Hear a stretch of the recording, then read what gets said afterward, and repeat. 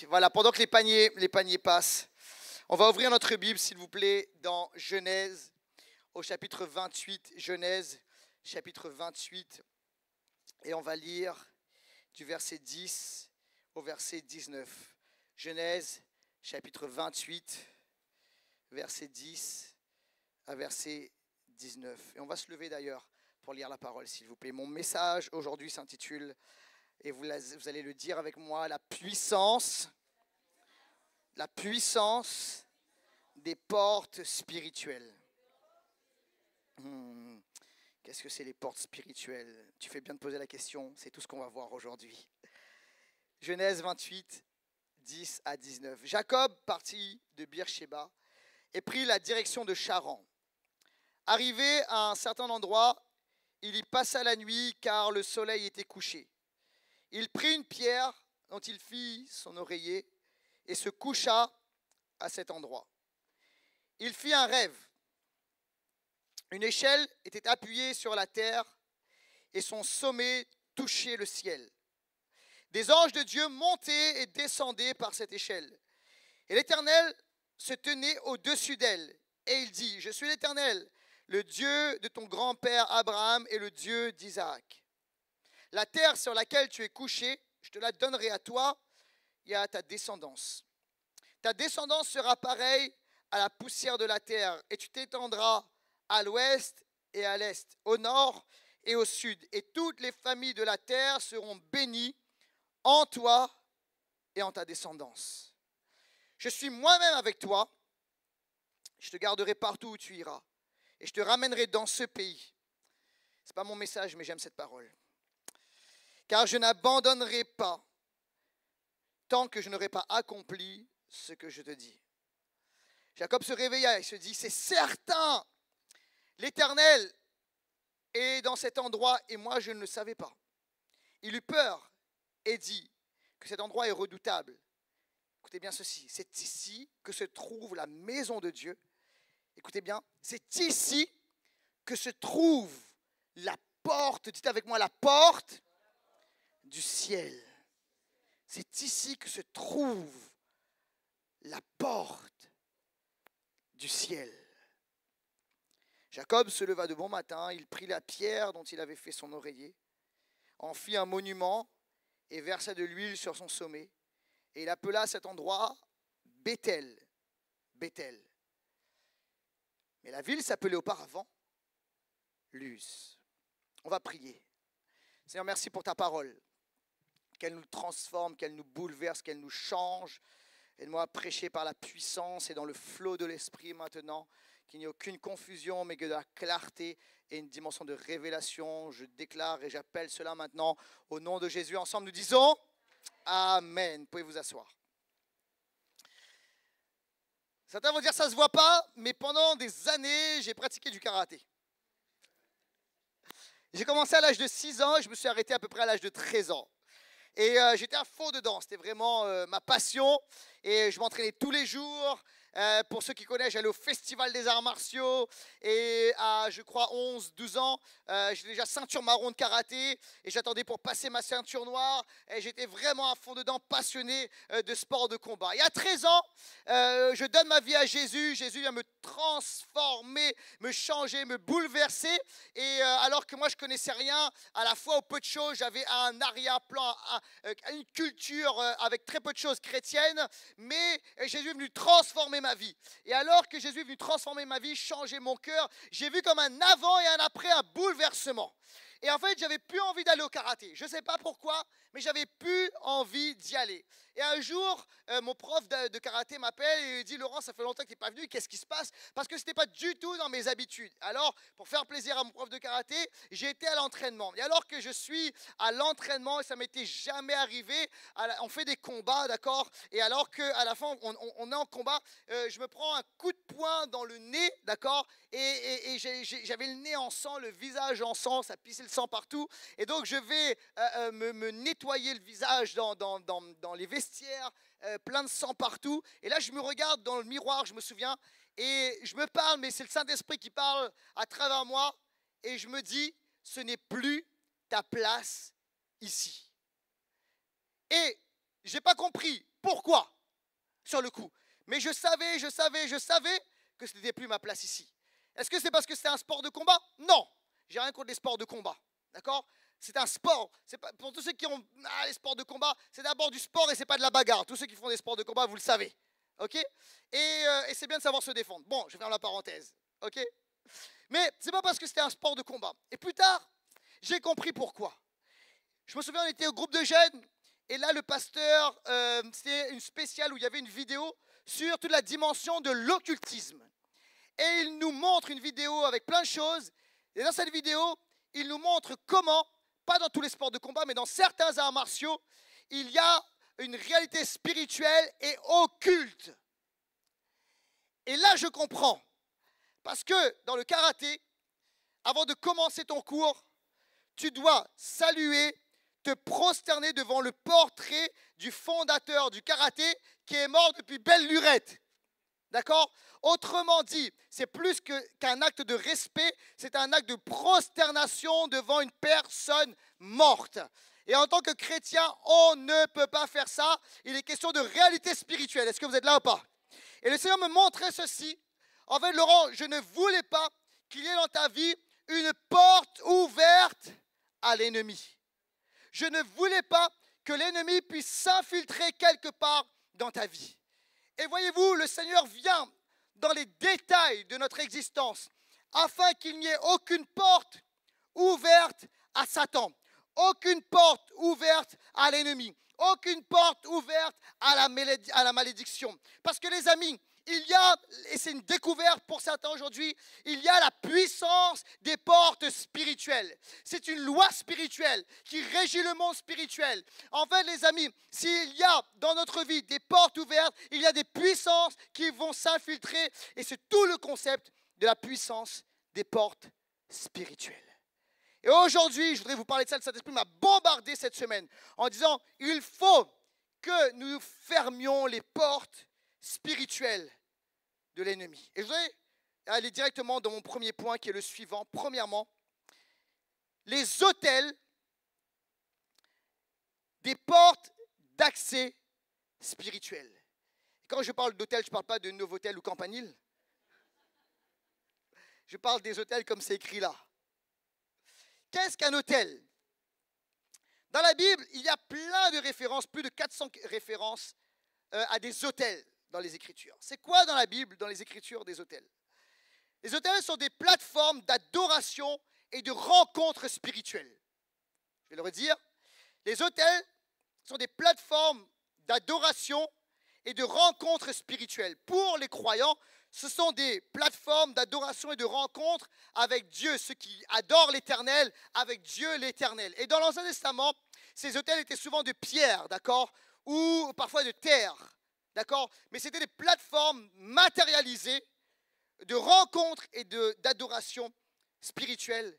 Et là, pour les croyants, en l'occurrence, avec Dieu l'Éternel. Et dans Genèse au chapitre 12, nous voyons cela, Abraham qui bâtit un autel à l'Éternel Dieu.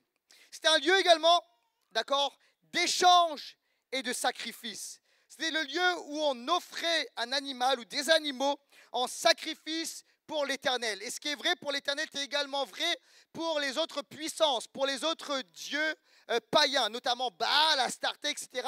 Et il y avait dans l'Ancien Testament des, des pierres qui étaient dressées et les croyants de différentes spiritualités accomplissaient les sacrifices pour leur Dieu, d'accord? Et à ce moment-là, il y avait une alliance qui était faite, une alliance, pas rien, avec la puissance spirituelle, avec le Dieu, entre guillemets. Dans la Bible, le mot, dans l'Ancien Testament, le mot autel, c'est le mot misbéach. Et ça signifie littéralement, c'est le lieu du sacrifice. Le lieu, c'est très important ça. Le lieu du sacrifice, c'est le lieu de l'alliance. Le lieu du lien. Le lieu de la rencontre. D'accord? C'est le lieu où il y a une connexion qui prend place. C'est la raison pour laquelle, dans l'Ancien Testament, la Bible, l'Éternel prend très au sérieux la question des autels spirituels. Très au sérieux. Et par moments, il a béni le peuple parce qu'il y avait des autels en l'honneur de l'Éternel, en obéissance à la parole. Mais il y a des moments où il y avait des malédictions parmi le peuple parce qu'il y avait des autels qui étaient érigés pour d'autres puissances spirituelles. Et c'est venu apporter le malheur parce que c'était des connexions, des lieux de rencontre. Est-ce que vous êtes avec moi ou pas? Les autels, c'est une porte d'accès spirituel. Dans Genèse, au chapitre 28, au verset 17 et 18, il est écrit ceci. On l'a lu ensemble, on va le relire. Il eut peur et dit, c'est Jacob, que cet endroit est redoutable. C'est ici que se trouve la maison de Dieu. C'est ici que se trouve la porte du ciel. Jacob se leva de bon matin, il prit une pierre dont il avait fait son oreiller, la pierre dont il avait fait son oreiller. Il en fit un monument et versa de l'huile sur son sommet. Il y a ici cette réalité. Le lieu où se trouve Jacob, d'accord, c'est un lieu de rencontre avec Dieu. Et ce lieu-là est une porte d'accès spirituel pour Dieu. Dieu vient littéralement le rencontrer et les mots de Jacob sont frappants, marquants. Il dit, c'est ici la porte du ciel. C'est ici le moment où il y a une intersection où le ciel vient rencontrer la terre, où le spirituel vient rencontrer le naturel. D'accord? Et une porte spirituelle entre le ciel et la terre. Et alors que Jacob a ce rêve extraordinaire où il voit les anges qui montent et qui descendent, il n'y a plus de différence entre le ciel et la terre, où le spirituel a littéralement un accès sur la terre. Il se réveille et voici ce qu'il fait de manière très spontanée, très naturelle, très directe. Il érige un monument, un autel en faveur de l'Éternel. Vous êtes là ou pas? Pourquoi? Parce que l'autel, je dis encore une fois, est la porte entre le ciel et la terre, entre le spirituel et le naturel. Ça va apparaître à l'écran. Voici une loi du royaume de Dieu, les amis. Les autels sont des éléments matériels ou physiques qui sont des portes d'accès pour le spirituel. Les autels sont des éléments matériels ou physiques qui sont des portes d'accès pour le spirituel. Encore une fois à l'écran, prochain slide.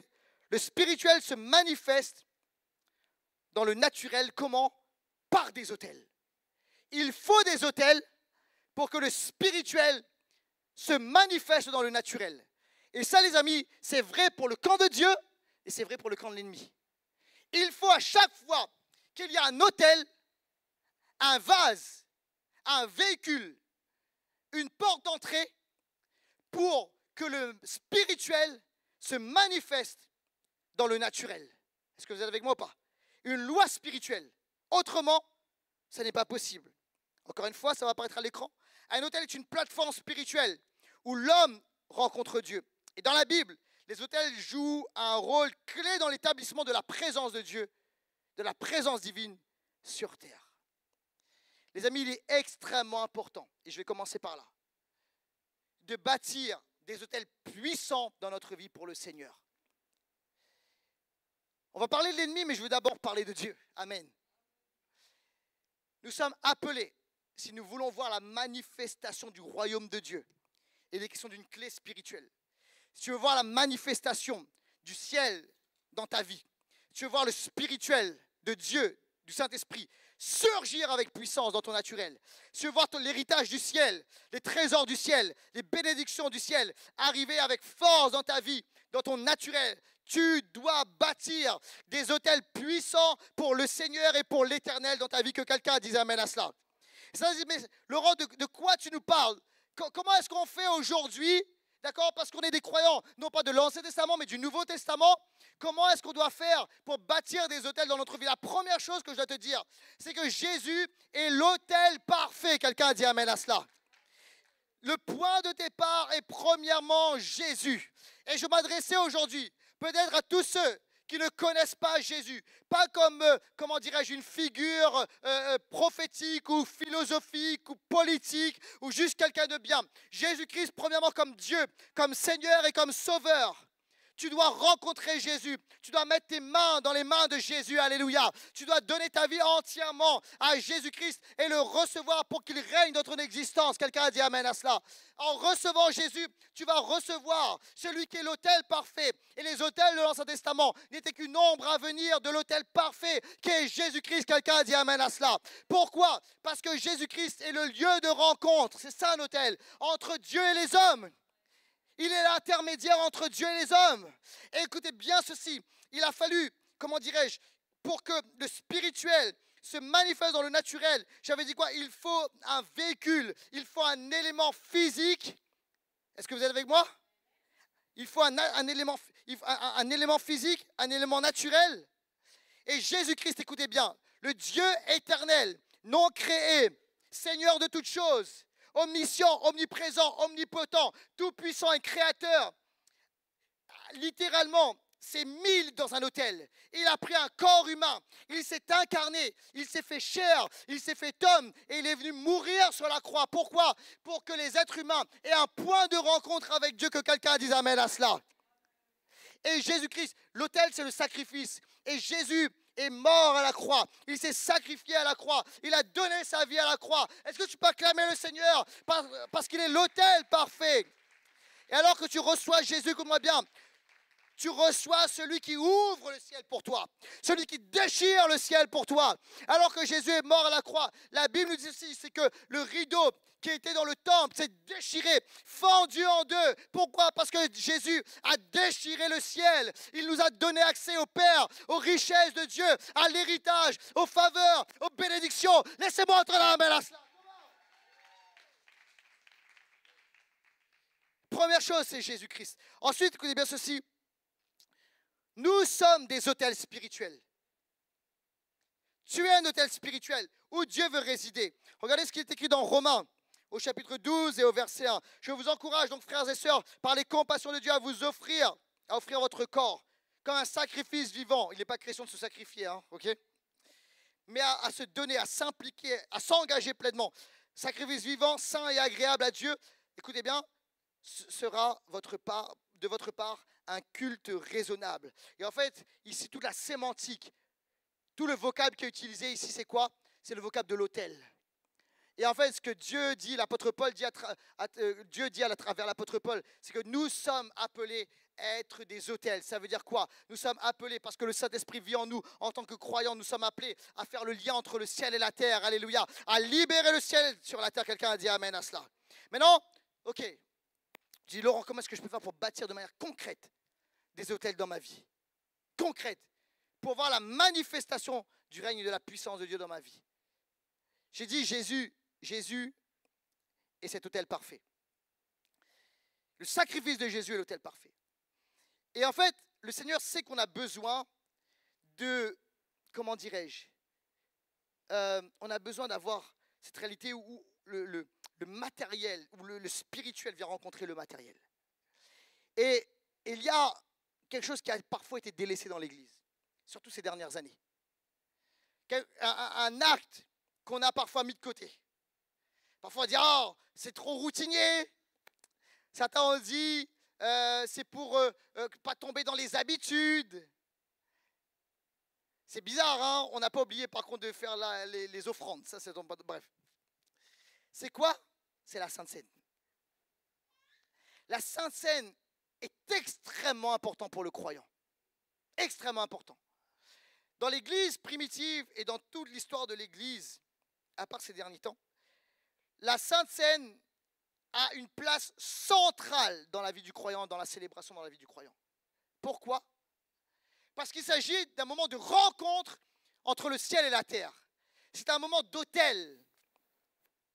Et à Impulsion, nous ne disons pas, lorsque nous prenons la Sainte Seine, que, comment dirais-je, le pain et le fruit de la vigne sont juste des symboles. Parce que la Bible ne dit pas que ce sont juste des symboles. Alors on dit, comme ce que Jésus a dit, voici mon corps, voici mon sang. On n'a pas tout compris, il y a du mystère par rapport à cela. Quelqu'un a dit amen à cela. Mais regardez bien, dans cette réalité matérielle, le spirituel vient nous rencontrer. Jésus a dit, ceci est véritablement mon corps et véritablement mon sang. Écoute-moi bien, en tant que croyants chrétiens, nous ne devons pas négliger la puissance de l'autel dans la Sainte Seine. Et alors qu'on prend la Sainte Seine, écoute-moi bien, on prend littéralement un repas de bénédiction, alléluia. On prend un repas de guérison, on prend un repas de délivrance, on prend un repas de vie abondante, alléluia. Et en fait, ce n'est pas symbolique, je le dis, je le déclare, c'est réel, alléluia. Lorsque je prends le pain, je crois véritablement que je reçois dans mon corps des forces nouvelles, une énergie nouvelle, alléluia, que je reçois la guérison dans mes membres par les meurtrissures de Jésus. Je suis littéralement, véritablement guéri. Quelqu'un a dit amen à cela. Et quand je prends le sang de Jésus, quand je prends le fruit de la vigne, je reçois, alléluia, cette vie abondante, alléluia. Je reçois la régénération, je reçois le pardon de mes péchés. Les chaînes se brisent à ce moment-là. Que quelqu'un dise amen à cela. Écoute-moi bien, tu dois bâtir l'autel de la Sainte Seine. À l'église, chaque dimanche, on prend la Sainte Seine.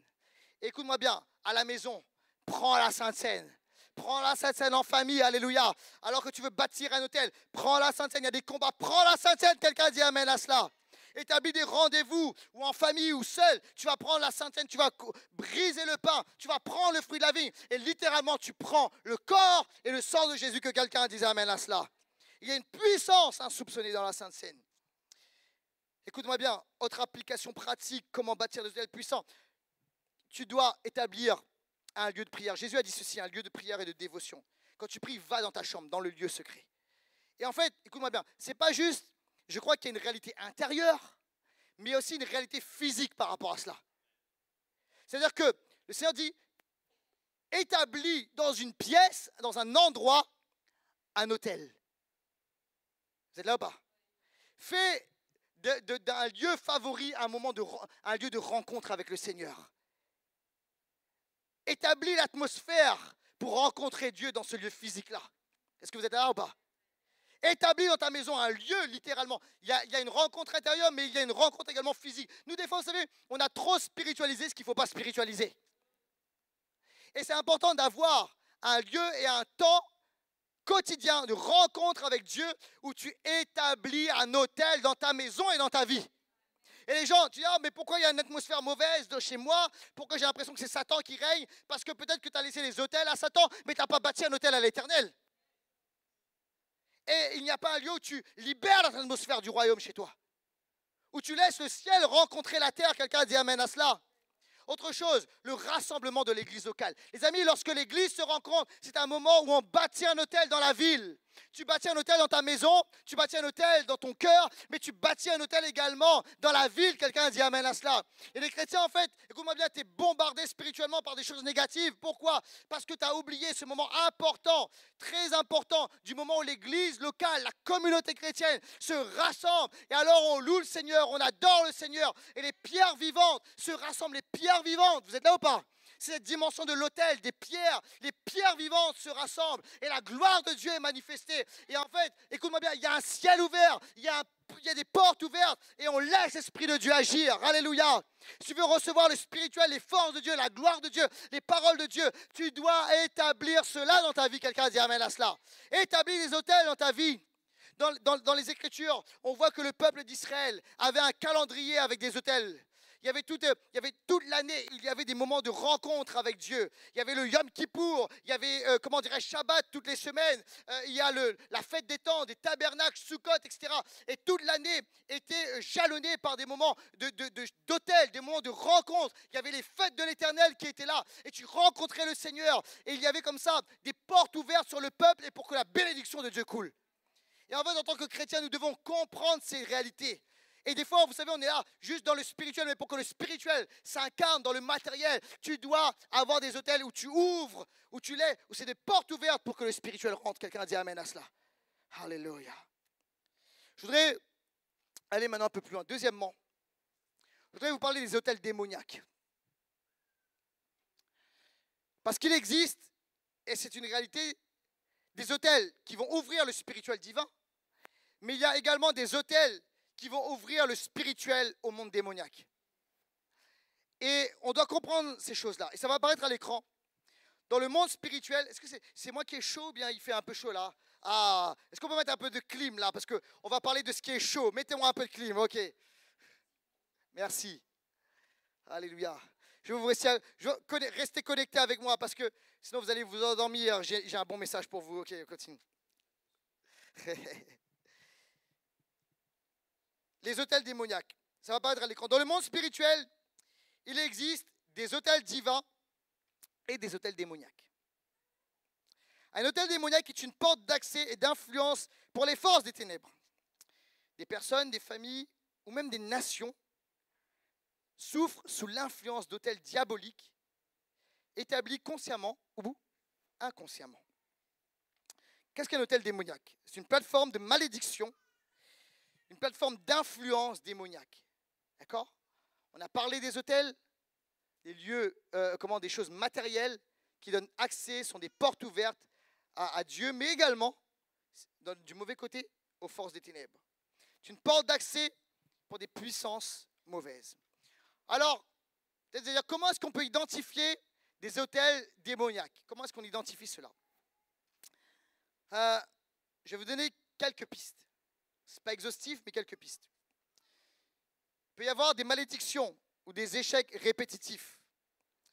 Peut-être certaines personnes, peut-être pas toi, peut-être autour de toi, des maladies chroniques, pauvreté persistante, la stérilité spirituelle ou même physique, ces accidents récurrents. Je ne dis pas que forcément si vous avez ça, c'est qu'il y a des portes ouvertes démoniaques, des hôtels démoniaques, mais je dis ça peut être une piste. Comment identifier les hôtels sataniques démoniaques? Peut-être il y a des personnes qui vivent des oppressions spirituelles, des manifestations démoniaques, des cauchemars, des attaques nocturnes. Peut-être vous entendez des voix étranges, des présences invisibles. Vous dites d'où ça vient cela? Peut-être qu'il y a quelque part, peut-être dans la maison, dans la famille, dans l'environnement, des hôtels démoniaques et sataniques. Et alors, ce que tu dois comprendre, c'est que il y a des hôtels démoniaques que j'appelle ordinaires. Dans la Bible, on voit qu'à un moment, il y avait des hôtels tellement en Israël que ça devenait ordinaire. Ils ne le voyaient plus, parce qu'il y en avait partout. C'était une interdiction de Dieu, désobéissance, mais il y en avait partout des hôtels démoniaques. Et la réalité, c'est que en tant que croyant, on peut voir les hôtels démoniaques extraordinaires, on va en parler, mais on peut oublier les hôtels démoniaques ordinaires. Donc les choses matérielles qui ouvrent une porte, un accès à Satan, aux démons, aux puissances mauvaises dans notre vie. Laissez-moi vous donner quelques pistes d'hôtels démoniaques ordinaires. Des musiques, certaines chansons. Il y a des choses qu'on écoute, des fois on ne s'en rend pas compte, mais tu sens que ça réveille ou ça amène des choses négatives et sombres en toi. Pourquoi? Parce qu'il y a littéralement, et je ne suis pas en train de dire qu'on n'a pas le droit, on doit écouter que de la musique chrétienne. Ce n'est pas ce que je dis, d'accord? On peut écouter d'autres musiques, d'accord? Ce n'est pas du tout ce que je dis. Mais comprenez bien qu'il y a certaines musiques, d'accord, qui sont littéralement des hôtels démoniaques ordinaires qui vont ouvrir des portes à l'ennemi. Et l'ennemi parfois va passer par l'art, par ce qui va, comment dirais-je, nous toucher émotionnellement pour s'infiltrer et faire passer les choses comme ça. Et vous savez, il y a des musiques qui sont littéralement inspirées par la puissance de l'ennemi. Et si on les écoute, si on les laisse, ça nous influence et ça ouvre des portes aux démoniaques. Écoutez bien ceci. Et en fait, je parle même pas d'un style de musique. Est-ce que vous êtes avec moi ou pas? Parce que certains disent, oh, c'est un style de musique. Peut-être certains, ceux qui n'aiment pas le rap, peuvent dire le rap. Non, je ne parle pas de rap. Ça veut dire le rock. Non, je ne parle pas de rock. Le reggae. Non. Écoute-moi bien, tu peux avoir ça dans tous les domaines. Tu peux avoir ça dans le rap, dans le rock, dans le reggae, dans le classique, dans toutes sortes de gens. Pourquoi? Parce que Satan n'est pas confiné à un style. Vous êtes là ou pas? Il n'a rien inventé. Il n'est pas l'inventeur de la musique. Vous êtes là ou pas? Et il veut s'infiltrer partout où il y a des êtres humains pour avoir des portes d'entrée. Est-ce que vous êtes avec moi ou pas? Donc tu dois être conscient que certaines musiques, tu dois les virer. Les écrans, il y a des films. Et je ne parle pas que des films d'horreur. Il y a des films, littéralement, je ne parle pas que de la pornographie, évidemment, il y a tout ça. Mais il y a des choses, il y a des films, tu sens qu'il y a une inspiration mauvaise. Et ça peut être des portes ouvertes, même dans des dessins animés, même dans des cartoons. Et en fait, écoute-moi bien, il y a des moments où je regarde des trucs, je dis, wow, c'est comme si, avec les enfants, et avant, avec mon épouse, on essaie de regarder au maximum avant de leur permettre de regarder. Et c'est comme si des fois, c'est un mode d'emploi des fois pour la sorcellerie, pour comment être en communion avec des démons. Tellement c'est explicite. Et je vous assure, je connais les réalités spirituelles et je vous assure, c'est très explicite. Et en fait, si on laisse ça comme ça dans notre maison, on ouvre, c'est des hôtels démoniaques ordinaires. Des jeux vidéo. Il y a des jeux vidéo qui littéralement ouvrent des portes démoniaques. Il y a des gens qui, après les jeux vidéo, ont des envies de suicide, de meurtre, etc. etc. Et en fait, il y a des jeux vidéo, c'est carrément du witchcraft, c'est carrément de la sorcellerie, etc. Est-ce que vous êtes là ou pas? Et en fait, des fois, tu dis, ah, la sorcellerie, c'est juste dans des vieux livres poussiéreux. Non, c'est dans la technologie aussi. Vous êtes là avec moi ou pas? Il y a des lieux qui sont des portes d'entrée pour Satan. S'il y a des lieux où des lieux de perversion, des lieux de péché, c'est des lieux où ça peut être saturé démoniaquement. D'accord? Et toi, si tu vas en mode, ok, oh, je vais là-dedans, je rentre là-dedans, écoute-moi bien, c'est des portes ouvertes. Je parle d'un truc, je l'ai mis dans l'ordinaire, peut-être ça devrait être mis dans l'extraordinaire, mais c'est tellement rentré dans le, tu vois, dans le commun que ça reste de l'ordinaire. L'horoscope. Parce qu'il y en a partout, l'horoscope. Ok? L'astrologie, tout ça. Moi, je me souviens, quand je travaillais, j'étais pendant des années juriste du travail. Une fois, il y a une collègue qui était en train de lire l'horoscope à tout le monde. Et en fait, elle arrive mon tour et elle me dit, t'es quel signe? Genre, je sais plus trop. Je savais, hein, parce que j'avais une vie avant d'être chrétien, d'accord? Et elle me dit, t'es né quand? Je dis, bah, le 12 juin. Elle me dit, ah, t'es tel signe? Elle me dit, je vais te lire ton horoscope. Je dis, non, non, je veux pas. Et en fait, je dis, non, je veux pas, merci. Non, non, non, c'est bon. Et elle me dit, si, bah, si, c'est rigolo et tout. Je dis, non, non, je veux surtout pas. Non, non, je veux pas. Elle me dit, je vais lire. Écoute, je lui dis, si tu me lis mon horoscope, je te lis un passage des évangiles. Et après, elle m'a dit, non, c'est bon. Donc, c'est pourquoi? Parce qu'en fin de compte, c'est des portes ouvertes.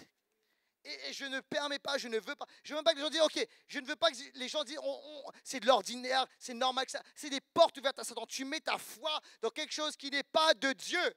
Et les étoiles, etc., ça dit, en fait, dans la Bible, on dit, c'est normal, etc. Écoute-moi bien, dans la Bible, Dieu dit, c'est une abomination.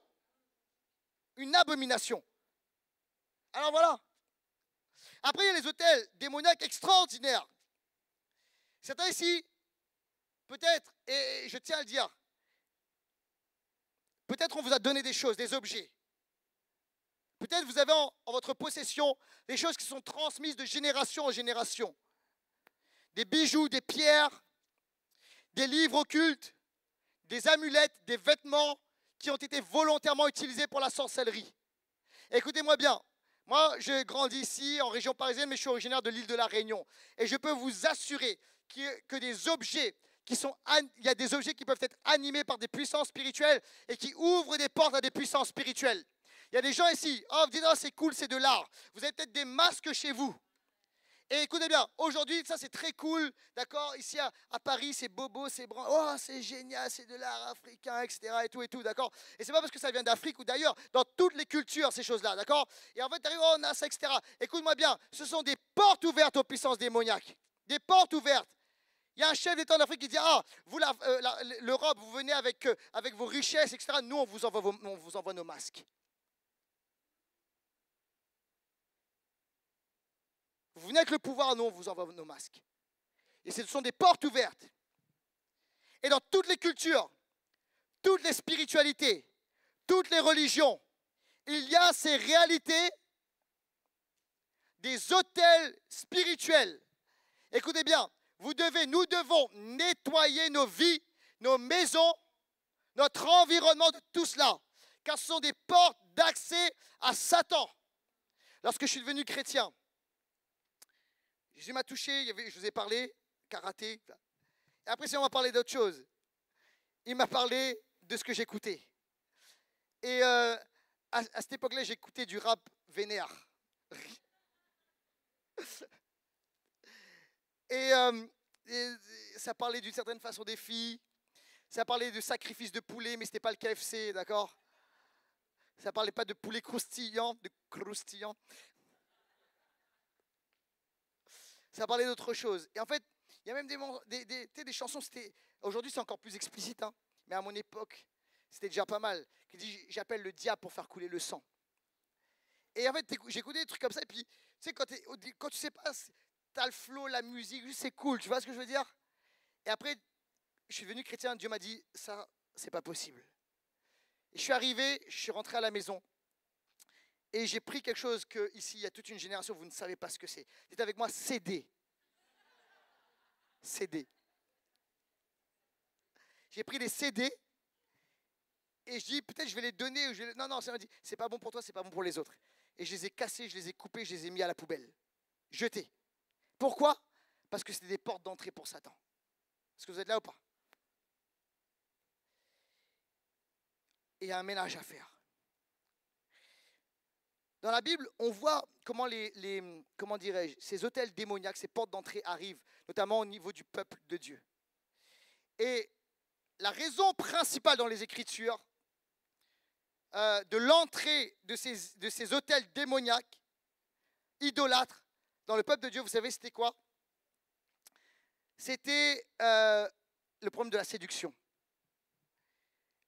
Le mariage avec des filles, elles devaient être jolies, hein, païennes, qui adoraient d'autres dieux. Et en fait, à cause de cette relation de séduction, de mariage, etc., les filles venaient avec... Et en fait, c'est pas pour que les filles, hein, je suis pas un truc... ça peut arriver aussi dans l'autre sens. Vous êtes là, ok? D'accord? Ils arrivaient avec cette réalité de tout ce qu'elles sont. Avec leur puissance, leurs dieux, leurs superstitions, leurs amulettes, leurs autels, leurs statues, leur tout ça. Et en fait, c'est la raison pour laquelle, vous voyez, en fait, c'est la raison pour laquelle Dieu, c'est pas qu'il n'aimait pas les autres peuples, c'est qu'il n'aimait pas les pratiques des autres peuples. C'est pourquoi Dieu a dit, il ne voulait pas que les Israélites, les Hébreux, comment dirais-je, aillent chercher des filles des peuples païens d'alentour. Pourquoi? À cause du piège, de l'idolâtrie, du mélange spirituel, des portes ouvertes, des autels, des portes sataniques, démoniaques qui allaient être installées en Israël. Et c'est exactement ce qui s'est passé. Et en fait, il y a des moments dans la Bible, littéralement, le territoire d'Israël était littéralement saturé démoniaquement. Et il y a même, des fois même, la Bible dit que c'était même pire que les pays, que les nations païennes d'alentour. Tellement il y avait du démoniaque. Alors écoute-moi bien. Oh, est-ce que je peux être direct et radical? C'est pas parce qu'il est beau, charmant, il a de bonnes paroles, il a l'air gentil, peut-être qu'il va devenir chrétien, il est presque chrétien. C'est pas parce qu'elle est jolie, gentille, elle a des valeurs chrétiennes. Écoute-moi, il y a un piège. Il y a un piège. Il y a un piège. Et en fait, c'est quoi? La Bible nous le prouve par des siècles d'expérimentation. Tu n'as pas besoin de le tester, la Bible le prouve par des siècles d'expérimentation. 1 Roi chapitre 11, versets 4 à 6. À l'époque de sa vieillesse, il est question de Salomon. Ces femmes inclinèrent son cœur vers d'autres dieux. Et son cœur ne fut point tout entier à l'Éternel, son Dieu, comme l'avait été le cœur de David, son père. Autre chose, je vous ai parlé des autels démoniaques ordinaires. Il y a des moments où, en fait, c'est tellement environnant, tellement autour de nous normal, qu'en fait, on peut arriver à l'acceptation des pratiques des nations. C'est-à-dire qu'en fait, c'est devenu normal. Tu vois, je parle de l'horoscope. Tu sais, ça donne, alors, oui, il y a la plupart ici, vous êtes informés de ces choses, d'autres peut-être pas, et c'est OK. Et peut-être vous dites, OK, l'horoscope, ça dit, mais l'horoscope, c'est rien, c'est pour rigoler, etc. Et en fait, vous savez ce qui se passe? C'est qu'on est tellement parfois dans l'acceptation des pratiques des nations d'alentour, c'est devenu normal autour de nous qu'on peut accepter ces choses-là. Et en fait, c'est le moment de dire, on n'accepte pas ces choses. On les renverse dans le nom de Jésus. Et en tant que chrétien, on ne veut aucune porte ouverte. Vous savez pourquoi? Parce que ça amène la malédiction. Ça amène la destruction. Ça amène des puissances de mort. Ça amène des maladies. Et le Seigneur veut que son peuple soit libre et réellement et pleinement libre. Alléluia. Et parfois, on n'accède pas à l'ampleur, à la totalité des bénédictions parce qu'on laisse des portes ouvertes démoniaques dans notre vie. Et à un moment, on doit renverser même les autels ordinaires. Juge chapitre 6, verset 25. Regardez comment c'est ordinaire.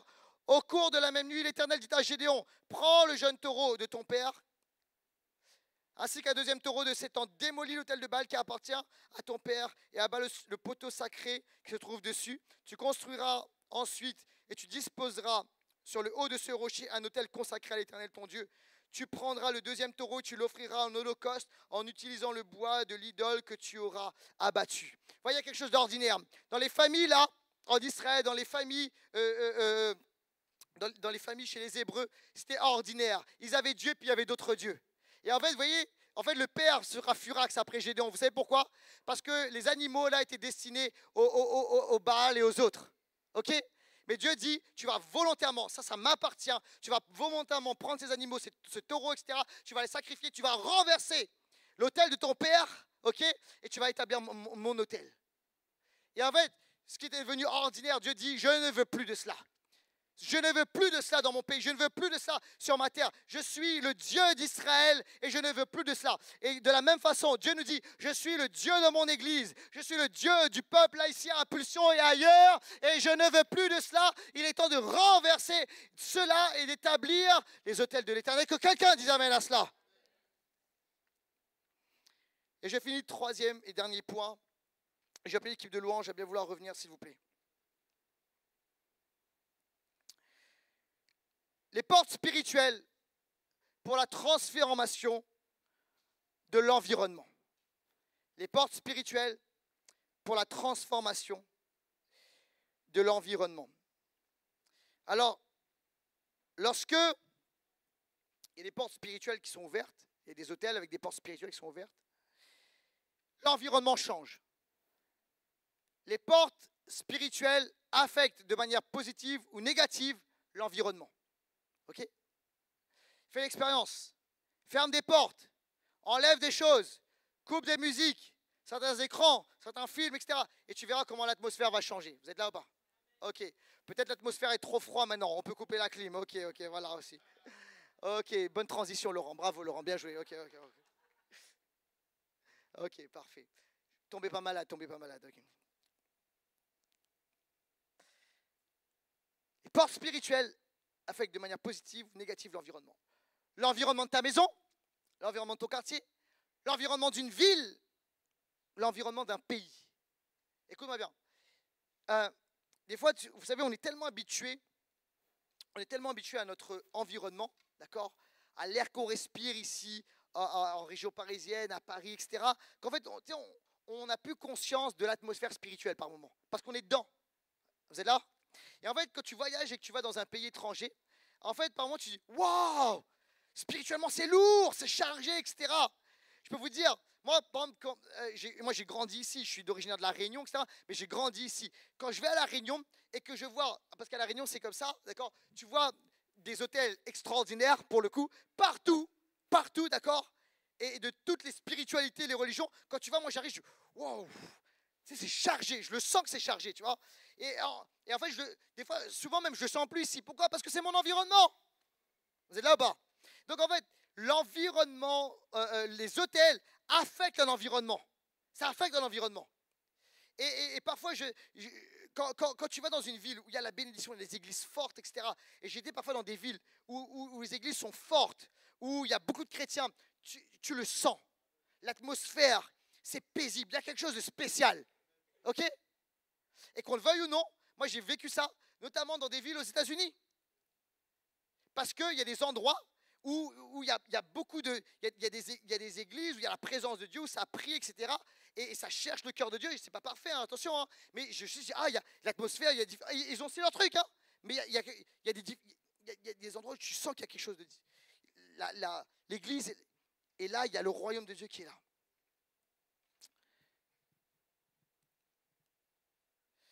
Et regardez ce qui se passe.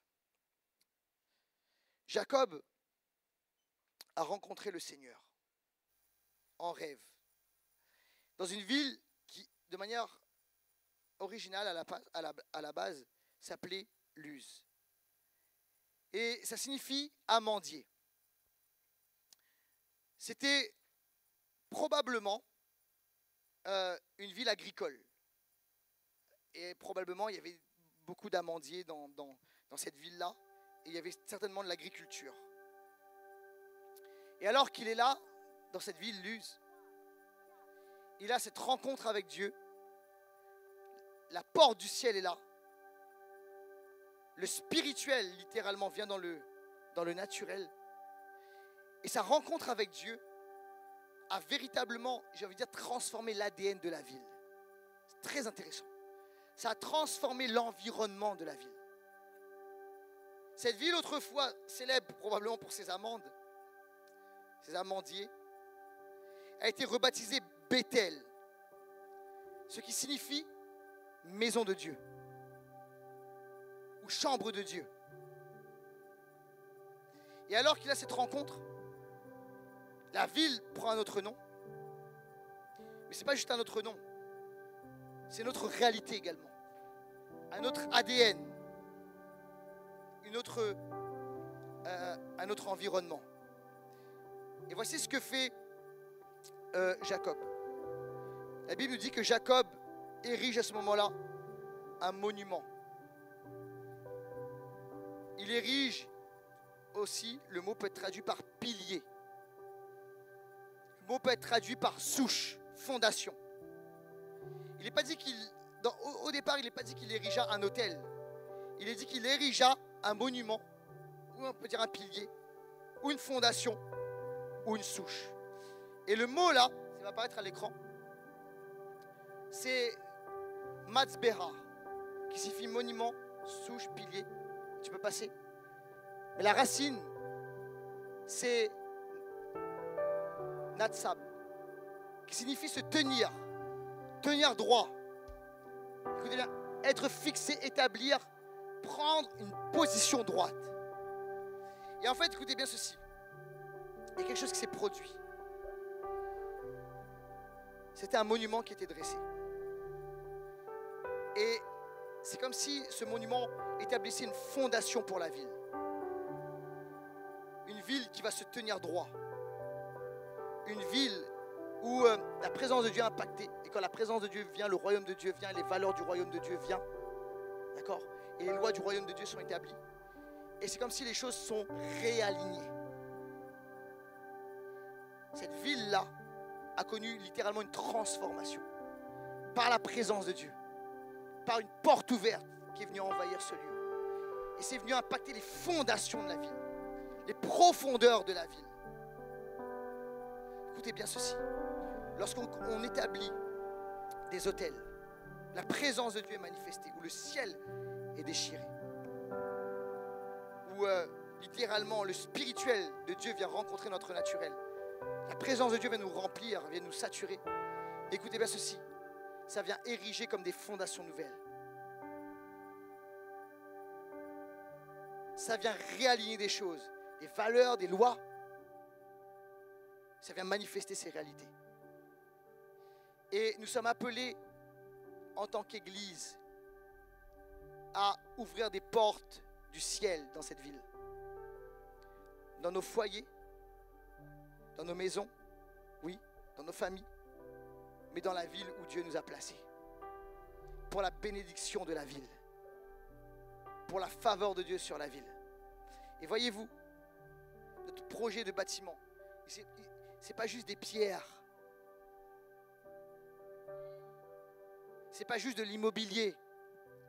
Ce que nous voulons faire, c'est ouvrir durablement une porte d'accès du ciel sur la terre du 13e arrondissement. Quelqu'un dit Amen. Nous voulons que le ciel envahisse ce quartier, cet arrondissement, avec l'amour de Dieu, les valeurs de Dieu, les lois de Dieu, la présence de Dieu, la puissance de Dieu. Qu'il y a un avant et un après. Et que cette ville soit connue parce que c'est une ville qui est visitée par le Seigneur. Comment est-ce qu'on fait pour cela? Dans la Bible, ce que nous voyons également, c'est que les réformes des autels, je vais appeler ça comme ça, les réformes des autels, étaient, comment dirais-je, bien souvent catalysées, lancées par les rois. lorsque le pays était saturé des autels démoniaques, des dieux païens, c'est parce que le roi s'était corrompu. Et le roi avait laissé toutes sortes d'autels s'établir dans le pays. Mais lorsqu'il y a eu des réformes, lorsque des rois se sont levés, on dit maintenant on va établir uniquement l'autel de l'Éternel, comme Josias. Vous pouvez lire ça dans 2 Rois chapitre 21. Le pays était saturé à l'époque de Josias, lorsque Josias s'est levé, le pays était saturé d'autels pour les dieux païens autour. Et Josias s'est levé, et il a été un grand réformateur. Et la Bible nous dit qu'il a suivi le cœur, il a été droit en toutes choses, comme son père David l'a été. Il était dans la lignée de David. Et il a entrepris tout un travail de réformation et de destruction des autels. Comment est-ce que cela a-t-il pu se produire dans cette nation d'Israël? Pourquoi et comment? C'est parce qu'un roi s'est levé avec le cœur de Dieu. Et en fait, écoute-moi bien, si nous voulons que des autels puissent affecter des territoires conséquents, des environnements conséquents, il faut que les cœurs des rois soient touchés. Les cœurs des rois soient touchés. Et alors peut-être que toi ici, Dieu t'établit comme un roi dans une sphère d'influence. Dieu t'établit comme une personne d'influence dans un territoire, dans un domaine particulier. Écoute-moi bien, Dieu veut que tu établisses l'autel de l'Éternel là où tu es. Par la prière, par la louange, par ton cœur, par toutes sortes de choses, que tu établisses l'autel de l'Éternel là où tu es. Et en fait, tu vas ouvrir le ciel sur la terre littéralement. Mais écoute-moi bien, Dieu veut également nous donner le cœur des rois. Dieu peut faire fléchir le cœur des rois. Je dis, comment ça c'est possible? Laurent, on est dans, peut-être que on voit que tout est noir, c'est compliqué, etc. Écoute-moi bien, je connais un gars dans la Bible. Il était dans le pays, un des pays les plus terribles de l'époque, un empire les plus terribles. Il était à Babylone avec un roi qui était dur, Nebuchadnezzar. Et il y a un homme qui s'appelle Daniel. Mais il y a cet endroit-là, d'accord, où il y a plein d'autels partout et pas du tout à l'Éternel. Lui, déporté, captif, regardez ce qu'il fait. Il établit 3 fois par jour un autel à l'Éternel. La Bible nous dit qu'il prie chaque jour, 3 fois par jour. D'accord? Et à un moment, il y a même des décrets qui interdisent de le faire. Et pourtant, il continue. Il glorifie l'Éternel, il adore l'Éternel. 3 fois par jour, il établit un autel de louange à l'Éternel. Quelqu'un a dit amen à cela. Dans un pays, comment dirais-je, obscur, opposé à l'Éternel, opposé. Mais écoute-moi bien, alors qu'il le fait, regarde bien, Dieu va lui ouvrir une porte, il va lui ouvrir le cœur du roi. Parce que dans ce pays-là, Babylone, Nebuchadnezzar, le roi qui est mauvais, dur, etc., c'est lui qui va recevoir probablement les prophéties les plus importantes sur les temps de la fin. Le ciel va s'ouvrir dans ce pays-là. Et je suis persuadé, non seulement c'était la volonté de Dieu, mais je crois que c'est parce qu'un homme, Daniel, s'est tenu sur ses genoux, a établi un autel 3 fois par jour, cherchant le cœur de Dieu. Écoute-moi bien, peu importe l'atmosphère là où on se trouve, lorsqu'on établit un autel, ça peut être dur, ça peut être compliqué, on ne lâche pas, on établit un autel, même dans les ténèbres les plus sombres, les plus dures. Écoute-moi bien, la lumière va briller plus fort. Quelqu'un a dit amen à cela. Et notre Dieu est au-dessus de toutes les autres puissances. Et voici ce qui se passe, c'est que le ciel descend sur la terre. Alléluia. Et on établit une porte d'entrée pour le spirituel de Dieu sur la terre. Quelqu'un a dit amen à cela. Alléluia.